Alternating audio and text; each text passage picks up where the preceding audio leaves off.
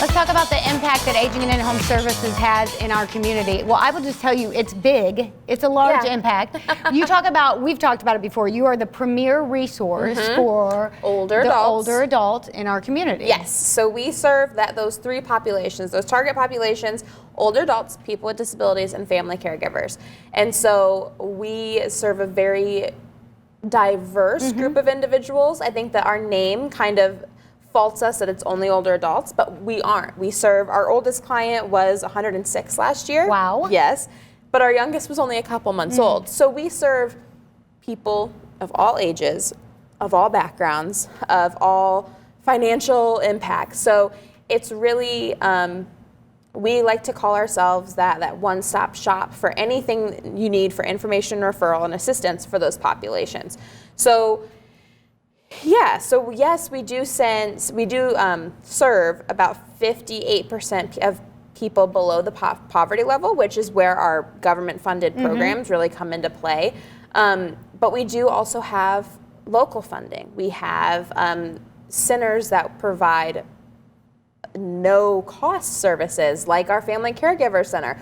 We have any type you can call for a resource, and it's at no cost to you. Right. So it's a really unique layout of who we serve, but it's exciting.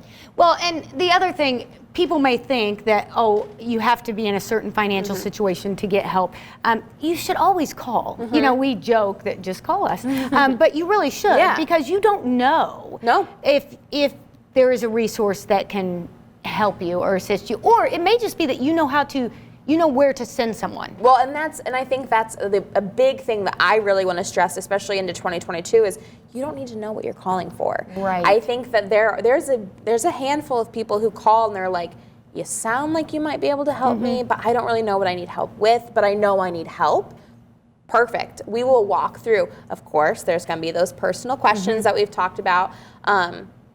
But I think that if anything, the last 20-some months that we've all learned is that don't do it alone if you don't have to. So we're here as a resource for anyone who lives in Northeast Indiana. And if you don't live in Northeast Indiana but you don't know who to call, we can direct you as well. Okay, so let's talk about what's next for aging and in-home services. So as I talked about, Connie really looked at those social determinants of health, and this project has been going on for quite some time, but what we opened here in Allen County with Parkview is our PACE program, so Programs of All-Inclusive Care for the Elderly. That's obviously what's been on the horizon for a while, and we've loved seeing its successes. It's opened back in July, and we're really just continuing to grow that program, and it's been a really big blessing to a lot of families here in Allen County. So what's next for that? We're going to keep growing. Who knows? We can't, it's only been 5 months. But I think that PACE is something that we definitely are very proud of. We're definitely very excited for, but it kind of helps us mold our services and seeing how well it works when you combine that social and clinical aspect into everyday care, what a difference it makes in our community. Another thing that we learned over the past 20 months is that people really want to be met where they are. And I think that that's a fair statement for anyone who doesn't want them to come to you, right? Absolutely.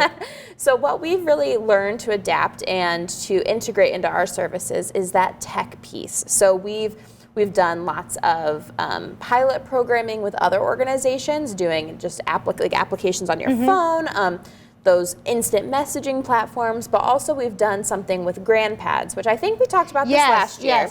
So GrandPads are that iPad-like device or different type of tablet that is specific to seniors. So large text, large buttons, not as many, you shake it and it combusts.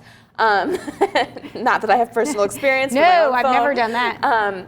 But so what happens is that tablet serves as the communication device. A lot of people maybe don't feel comfortable going into the doctor's office. Maybe don't want to. Maybe don't want to have someone come into their home that they don't know what their status is, what they did yesterday. There's so many things nowadays that we're just on high alert for. So that GrandPad allows us to do our on-paper assessment, but also that environmental assessment piece. So addressing the social determinants of health. What does the background look like? Does it look like that there isn't any food? Does it look like maybe Hoarders? right? What looks like? What does it? What's around us? So it allows us to address those social needs as well. And then, do you want to save this one? Do we need a break?